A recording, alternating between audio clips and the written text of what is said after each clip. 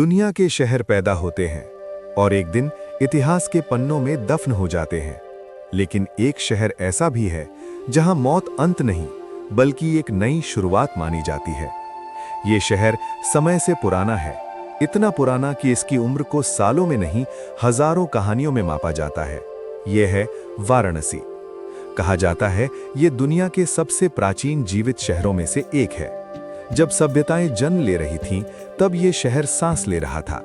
जब साम्राज्य बने और मिटे, तब भी ये यहीं खड़ा रहा। इस शहर की स्थापना को लेकर कोई एक ऐतिहासिक तिथि नहीं मिलती, लेकिन आस्था कहती है भगवान शिव ने स्वयं इस नगरी को बसाया। मान्यता है कि ये शहर शिव के त्रिशूल पर टिका है, इसीलिए चाहे कितनी भी आपदाएं आई हों, ये नगर कभी पूरी तरह नष्ट नहीं हुआ। वाराणसी का सबसे प्राचीन नाम था काशी।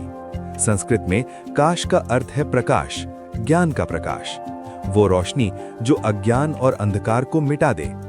इसीलिए काशी को ज्ञान और मुक्ति की नगरी कहा गया। समय के साथ नाम बदला। दो नदियों के बीच बसे इस नगर को कहा गया वाराणसी। एक ओर वरुणा नदी, दूसरी ओर अस्सी नदी।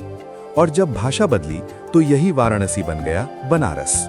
एक शहर तीन नाम, लेकिन आत्मा एक ही। इस शहर की धड़कन है गंगा। ये सिर्फ एक नदी नहीं, ये एक मूक साक्षी है। इसने राजाओं का वैभव देखा, आक्रमणों की आग देखी, भक्ति और विद्रोह सब कुछ देखा, और फिर भी शांत होकर बहती रही।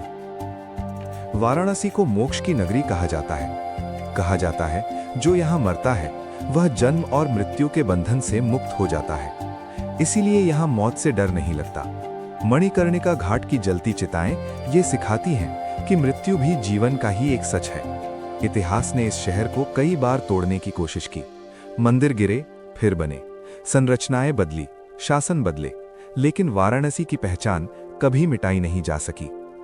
यहीं पास में है सारनाथ, वह स्थान जहां गौतम बुद्ध ने अपना पहला उपदेश दिया।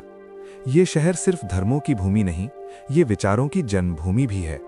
आज भी वाराणसी उतना ही जीवित है। सुबह की आरती में, घंटियों की आवाज में, करघों पर बुनते सपनों में, और उन लाखों लोगों में जो यहाँ शांति की तलाश में आते हैं। वाराणसी सिर्फ एक शहर नहीं है, ये समय की स्मृति है। ये जीवन और मृत्यु के बीच का सेतु है, और स्मृतियां कभी मरती नहीं।